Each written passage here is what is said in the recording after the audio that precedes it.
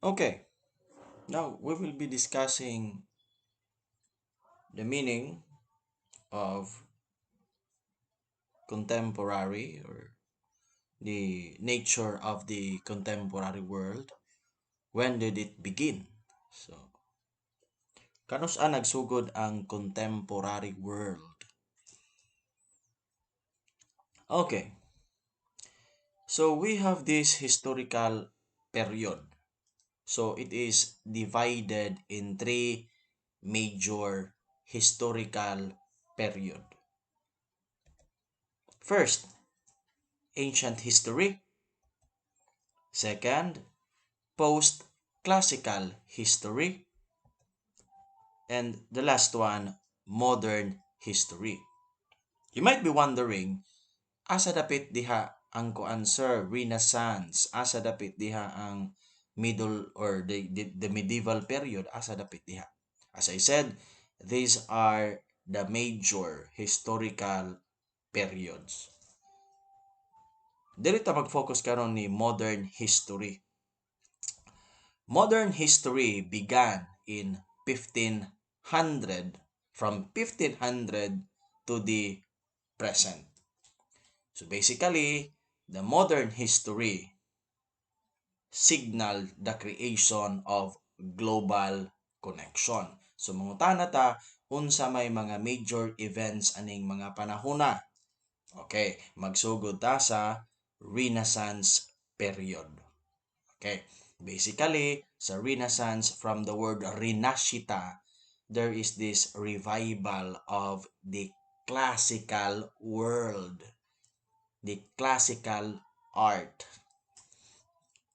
And aside from that, during this modern history, during this time, nagsugod na ang ginatawag nato og age of exploration, the age of exploring the other side of the world. This is the time when Europe started to explore America and Asia.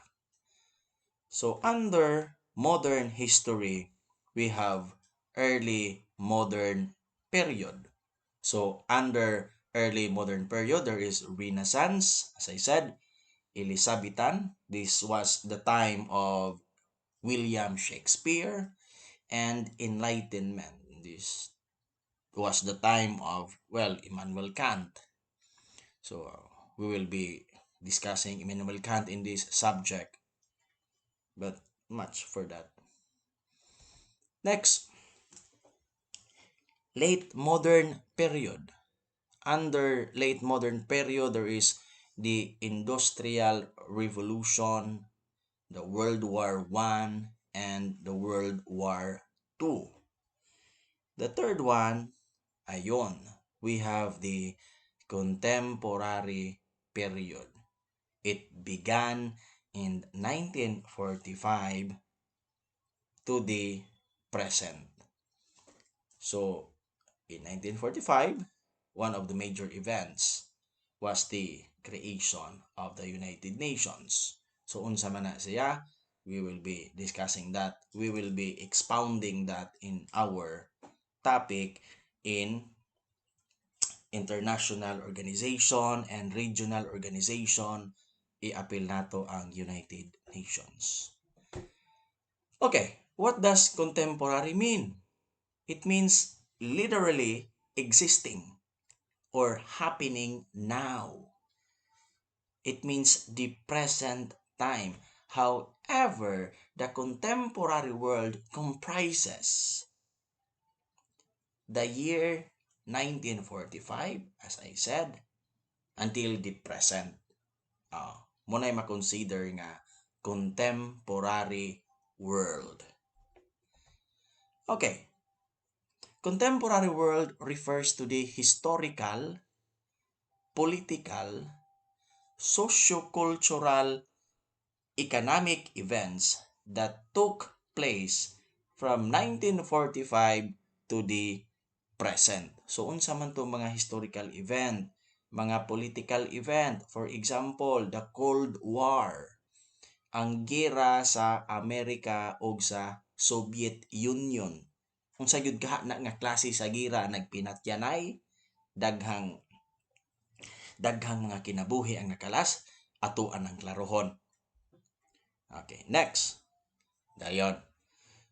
What were some major events in contemporary world or time? So, ang pinaka-importante nga event during contemporary world was the Cold War. So, as I said, this is the war between America and the Soviet Union. Klaroho nako ha, si Soviet Union dili siya lahi lang siya sa Russia. Kay daghan na bagyong moingon nga kanang Russia sa una mao man na ang Soviet Union. Dili. Soviet Union class is a country. This was the biggest country in contemporary world. Country siya ha. However, sa dihang na-dissolve karon ang Soviet Union, okay, na ay 15 ka mga nasod karon ang nabilong diha sa una. So sa dihang na-dissolve siya,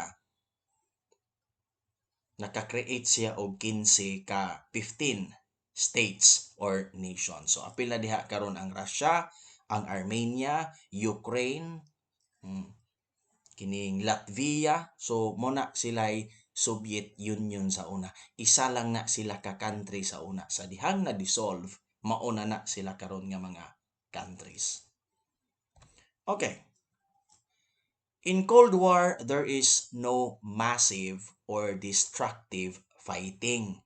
Okay, it means sa gira sa Cold War, walay mga building nga nangaguba, walay mga bomba, walay gira, walay pinusilay. So unsa man di ay nahitabo karon sa Cold War. Basically class, Cold War is commonly done through proxy war. So unsa man ni? Okay. As I said, nagsugod ang Cold War sa USA versus Soviet Union. Okay. So karon class, sa proxy war karon class, for example, alay ni Amerika si Israel. Ang alay pod karon ni Soviet Union si Egypt. Karon nagka-conflict si Egypt og si Israel. So nakabalo si America ug si Russia nga naa sila labanan. So America will be at the side of Israel while Soviet Union will be at the side of Egypt.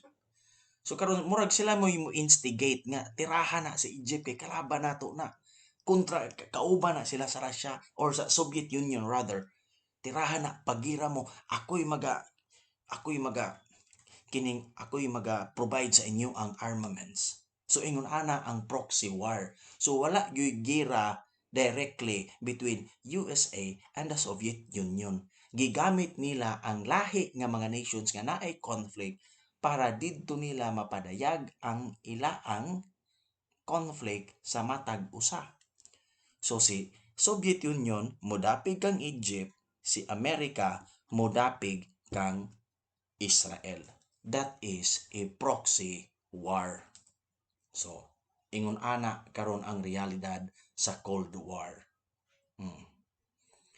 Next, another major event during contemporary world. The creation of the United Nations in 1945, which strived to promote international peace and security.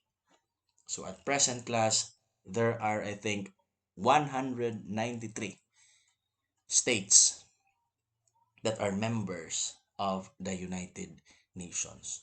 So the United Nations was created after the World War II. Nakabalo naman ta karon sa 5 permanent members of the United Nations. Sila may nagbuhat sa United Nations, si United States of America, si Russia, si China, si United Kingdom, and si France. So, silang lima They are considered as the P5 or the permanent members of the United Nations. Okay, to be continued. That's all.